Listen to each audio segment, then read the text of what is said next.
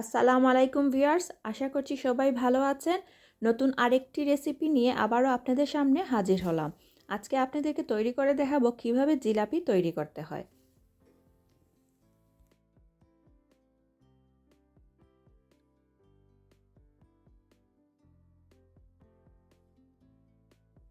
প্রথমেই চিনি শিরাটা তৈরি করে নিব। আর এর জন্য এখানে নিয়েছি 3 কাপের মতো চিনি আর 1.5 কাপের মতো পানি দিয়ে আমি চিনি শিরাটা তৈরি করে নিব। চিনিটাকে ভালোভাবে পানির সাথে মিশিয়ে নিব।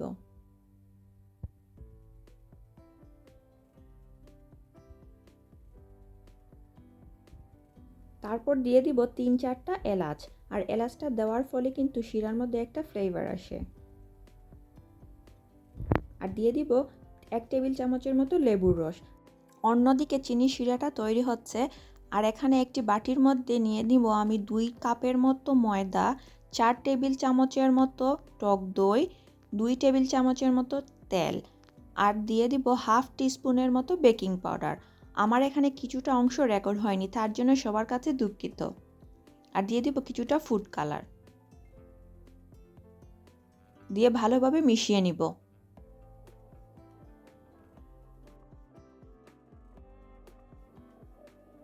দিয়ে দিব 1 কাপের মতো পানি দিয়ে ভালোভাবে মিশ্রণটাকে মিশিয়ে নিব।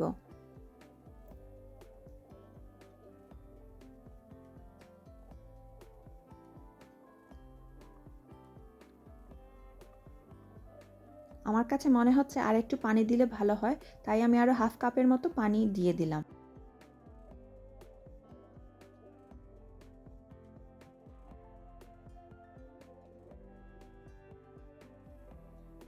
এখন দিয়ে দিব হাফ টিস্পুনের মতো বেকিং পাউডার দিয়ে ভালোভাবে মিশিয়ে নিব।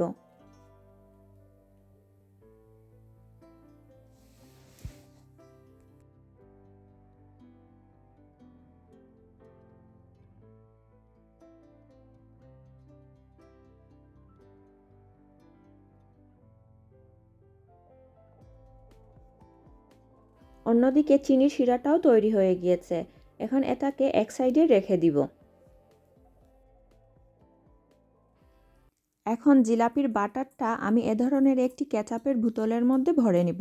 আপনারা চাইলে পানির যে কোনো বোতলের মধ্যে কিছুটা ছিদ্র করে এ কাজটাও করতে পারেন।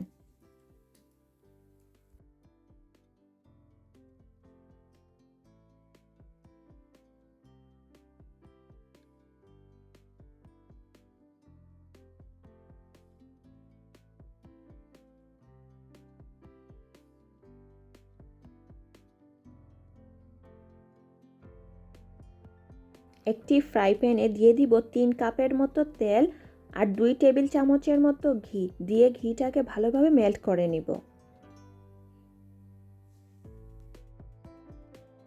তেলটা গরম হওয়ার পর এইভাবে ঘুরিয়ে ঘুরিয়ে জিলাপির শেপটা তৈরি করে নিব। আমার জিলাপির শেপটা সুন্দর না হলেও খেতে কিন্তু দোকানের চাইতে কোনো অংশে কম নয়।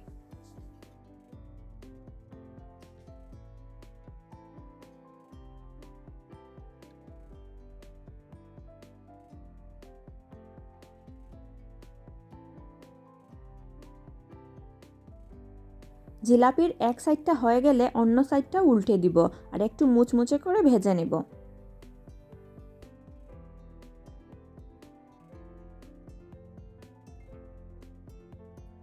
জিলাপি সবগুলো ভাজা হয়ে গেলে তেল থেকে উঠিয়েই গরম শিরার মধ্যে দিয়ে 1 থেকে 2 সেকেন্ডের মতো রেখে উঠিয়ে নিব। আর ঠিক একইভাবে বাকিগুলো আমি তৈরি করে নিব।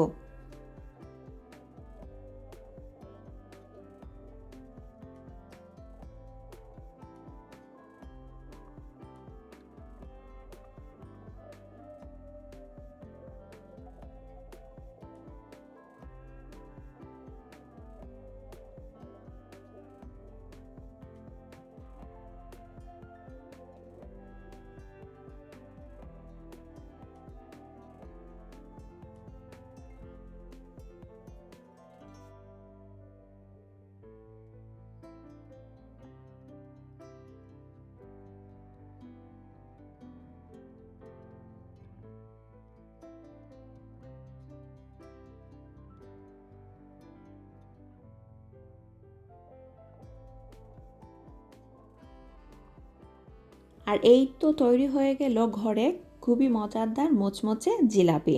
আপনারা বাসায় আমার এই রেসিপিটা অবশ্যই ট্রাই করবেন। আর আপনাদের কাছে যদি আমার এই রেসিপিটা ভালো লেগে থাকে তাহলে আমার চ্যানেলটাকে অবশ্যই সাবস্ক্রাইব করবেন। আপনাদেরকে একটি জিলাপি ভেঙে দেখাচ্ছি কিভাবে ভিতরটা হলো। বাইরের দিকটা মুচমুচে আর ভিতরটা রসে ভরপুর। আর আশা করছি সবার কাছে আমার এই রেসিপিটা ভালো লেগেছে। আর আমার সাথে এতক্ষণ থাকার জন্য সবাইকে ধন্যবাদ। আজকে এই পর্যন্তই। আল্লাহ হাফিজ।